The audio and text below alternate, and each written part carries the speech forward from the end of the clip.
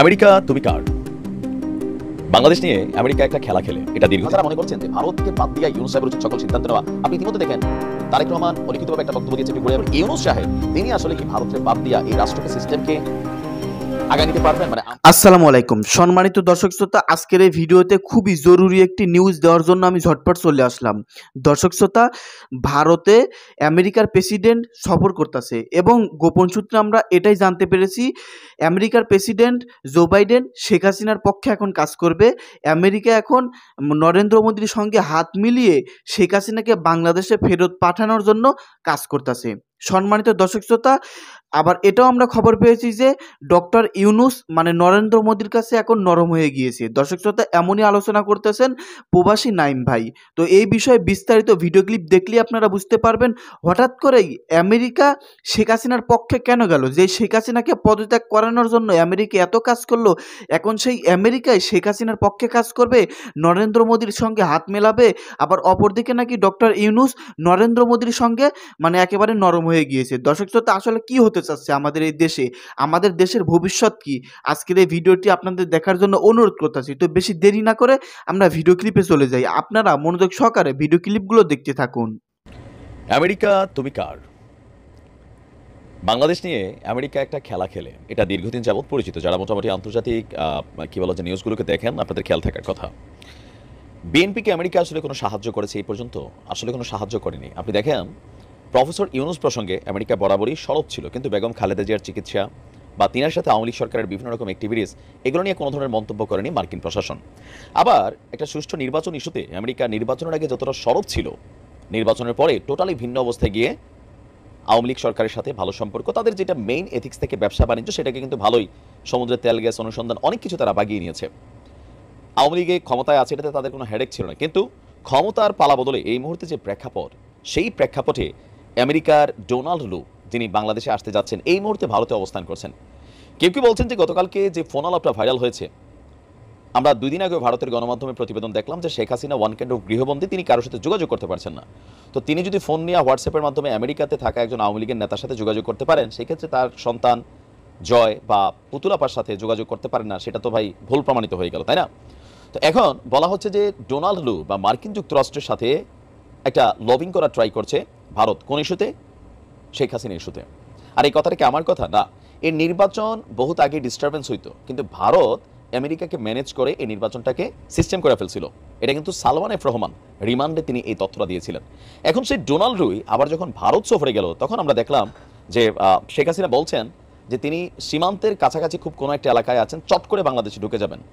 Today tomorrow আর after tomorrow যে কোনো সময় তিনি ঢুকার সুযোগ আছে।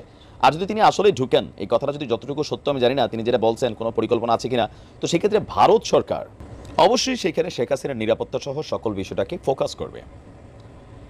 বাংলাদেশ ইস্যুতে ভারত আমেরিকা একটা টিম হিসাবে দীর্ঘ সময় ধরে কিন্তু কাজ করেছে, যার কারণে আওয়ামী লীগ সরকার আন্তর্জাতিক সমর্থন, সাহায্য সহযোগিতা, IMF এর লোন বলেন, বিশ্বব্যাংকের সহযোগিতা বলেন, সকল কিছুই কিন্তু পেয়েছে। বাধা ছিল চীন।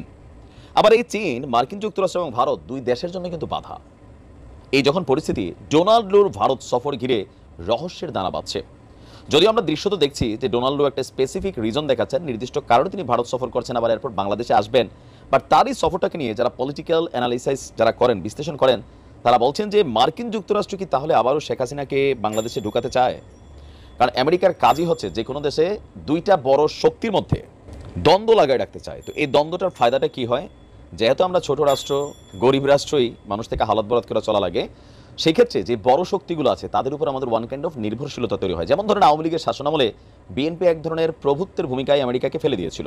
আজকের দিনে গতকালকে শেখ হাসিনার যে ফোন আলাপ, সেখানে কিন্তু দেখেন যে আমেরিকার সিনেটরদের সাথে কাজ করার জন্য বলা হচ্ছে, তাদের মানে এখন ওই পরিবেশটা পার্থক্য হয়ে গেছে। কি বিএনপি ক্ষমতা আসবে, এটা একটা স্পষ্ট জিনিস সামনে আসতে যাচ্ছে। তো আওয়ামী লীগ এখন আবার আমেরিকার সাথে লবিং করতে চাচ্ছে।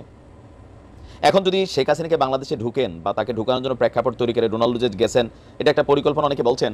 তো সেই ক্ষেত্রে আসলে আমেরিকার কি ফায়দাটা হবে? ফায়দা এটা হবে যে বাংলাদেশের ভেতরে ধরেন যদি শেখ হাসিনা না থাকেন, তাহলে কি হবে? আওয়ামী লীগ বিচ্ছিন্ন একটা অবস্থায় পড়ে গেছে, এক ধরনের নাই হয়ে যাবে। তো সেখানে যদি আওয়ামী লীগের সভানেত্রী যিনি, তিনি বাংলাদেশে থাকেন, তখন পলিটিক্যালি আওয়ামী লীগ সচল থাকবে। বিএনপি নানান ধরনের বাধায় পড়বে, বা যিনি সরকারে থাকেন, আবার ডক্টর ইউনূস থাকেন, আমেরিকার কাছে এক ধরনের বশ্যতা স্বীকার করে থাকতে হবে যে না, আমাদের তো তাদের দরকার। মানে বিপরীত দলে যারাই থাকে, ইউরোপীয় ইউনিয়ন, মার্কিন যুক্তরাষ্ট্র, তো এই খেলাগুলো তারা খেলা মজা পায়, অলওয়েজ নিজেদেরকে বস বস একটা ফিল তৈরি হয়। যখন কোনো ঝামেলা না থাকে তখন তো বসেরই দরকার হয় না, ঝামেলা হইলেই তো বস লাগে।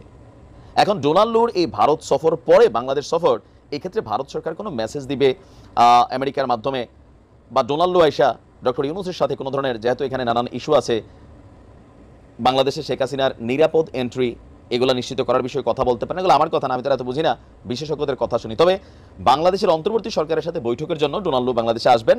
আর যুক্তরাষ্ট্রের রাজস্ব বিভাগ, যুক্তরাষ্ট্রের আন্তর্জাতিক সহযোগিতা সংস্থা এবং মার্কিন বাণিজ্য প্রতিনিধি দপ্তরের প্রতিনিধিরা তার সাথে থাকবেন।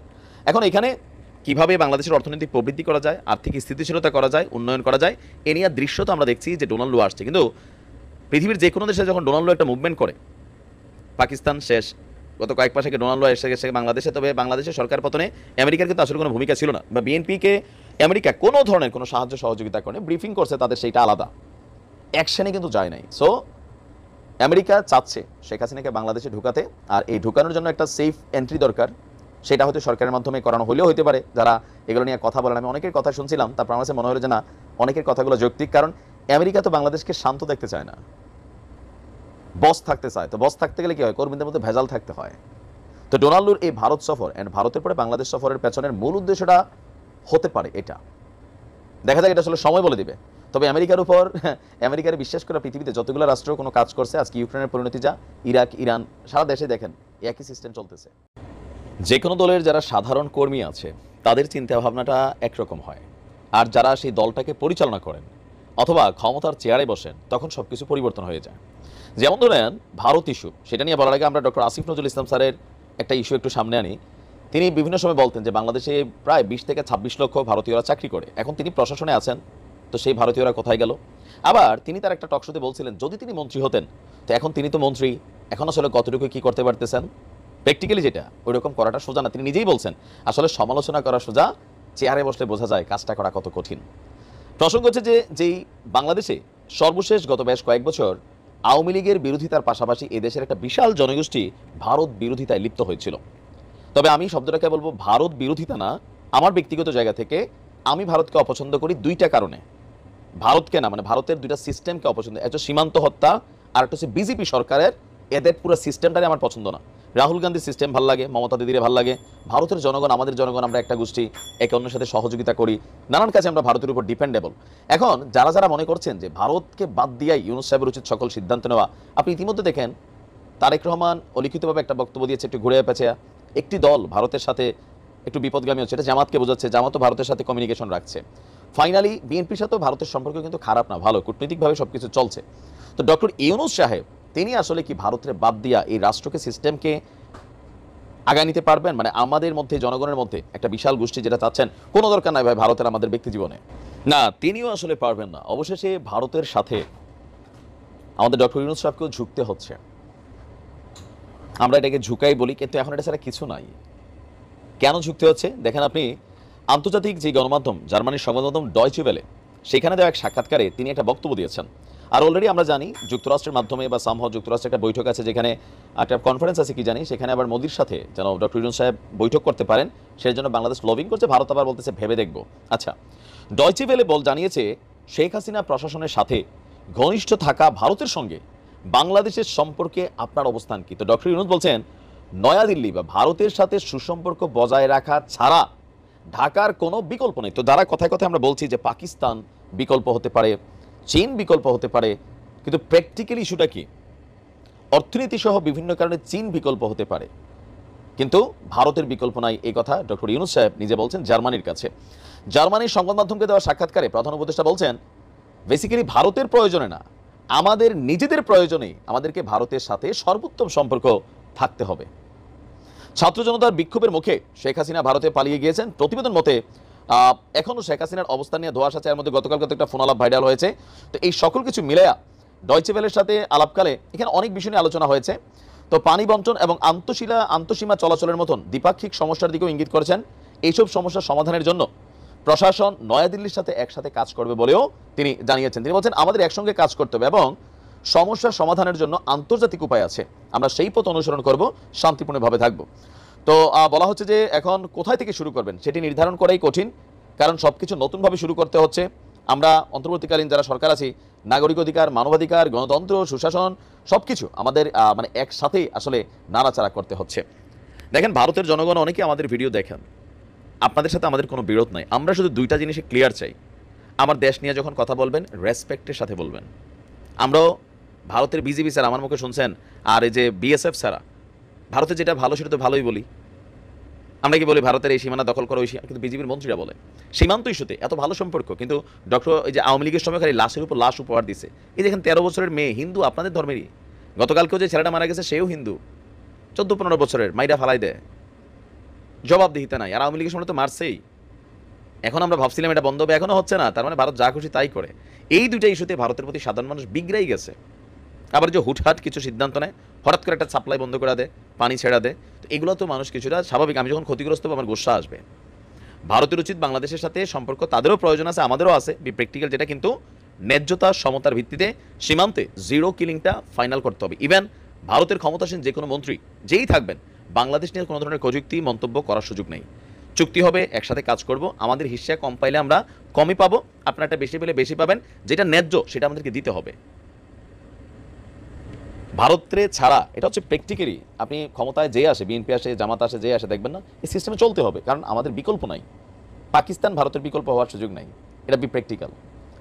ভারতের জনগণ আমাদের জনগণের মধ্যে ভালোবাসা ছিল, আছে, থাকবে, কিন্তু সরকারগুলোর হিসাব নিকাশ করে চলতে হবে। সম্মানিত দর্শক শ্রোতা, আপনারা বিস্তারিত ভিডিওতে দেখতে পারলেন আমেরিকার প্রেসিডেন্ট জো বাইডেন ভারতে সফর করতেছেন এবং সেখানে অবস্থিত শেখ হাসিনার সঙ্গে বৈঠক করতেছেন, শেখ হাসিনাকে বাংলাদেশে পাঠিয়ে আবারও শেখ হাসিনার কাছে ক্ষমতা দেওয়ার জন্য।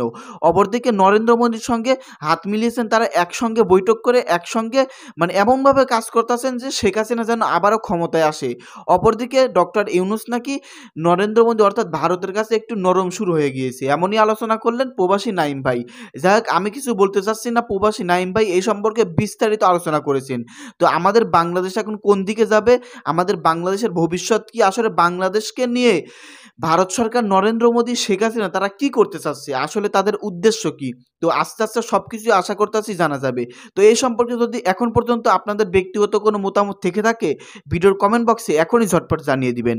ধন্যবাদ আজকের এই ভিডিওর সঙ্গে থাকার জন্য, আবারও দেখা হবে, ধন্যবাদ।